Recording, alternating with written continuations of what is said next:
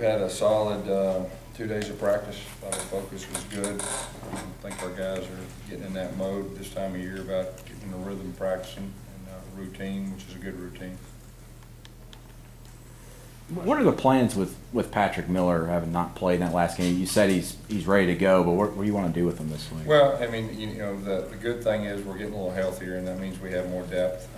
When he started games, we have a lot of confidence in him, and we know he can play at any time. And matter of fact, if he needs to start, he can start, and we feel good about it. How good do you feel about that line you guys have used these last 4 games? Well, I mean, we played pretty well last week.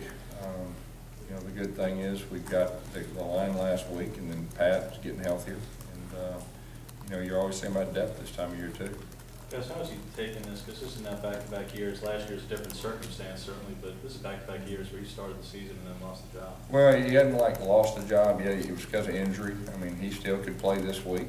And, so, I mean, he's handled everything well, and he's a big part of what we're doing.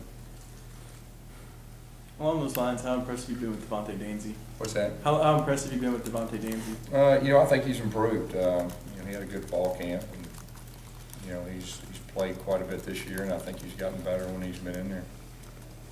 How much is this game you think about withstanding their charges? Ole Miss maybe getting up a touchdown or two and feeding off their home crowd and being able to push through that? Yeah, I mean, I'm hoping we're not planning on that, but if it does happen, you got to be prepared. But the big thing I think is we got to protect football.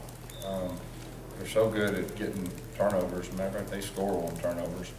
I think that's a critical thing, and they got very talented receivers. They make big plays in the passing game. So I think the two factors are we got to protect the football, and we got to keep them from having explosive plays, and so that's kind of the plan. Does that affect how you use like a Rock Thomas? Well, we put him in there. He's done good with his ball security so far. I mean, we put him in there the first road game, and he played more this past week and protected the football. So, at this point in the year, I mean, from a coach, I mean, you put guys in there that you got confidence in there that will protect the football. That's explosive plays for you guys on offense. That's always a big thing. They don't give up a bunch of them. How important is it to get some? Yeah, you're exactly right. They don't give up a bunch. I mean, and we're at our best when we get some explosive plays. And against a very good defense, you've got to have explosive plays to be successful, so that'll be a big key too. Gus, you said starting off fast is big anytime, especially for this team.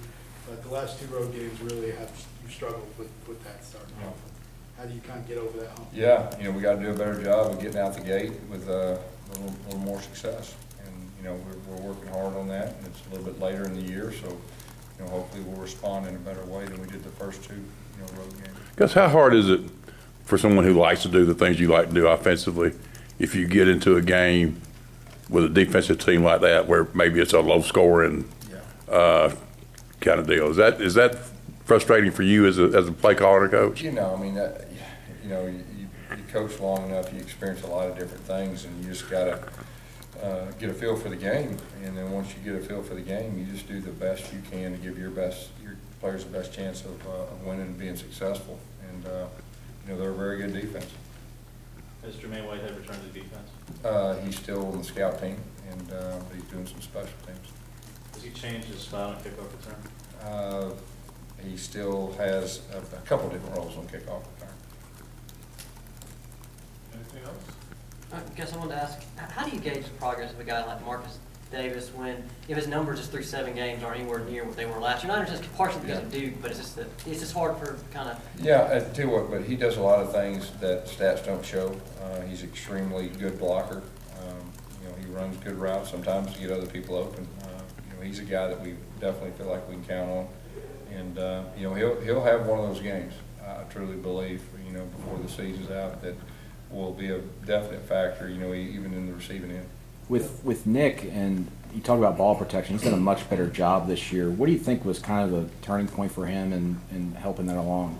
He worked hard in the spring, and that was just a point of emphasis for him to protect the football better. And you're exactly right; he's been protecting it better, and that's a positive thing.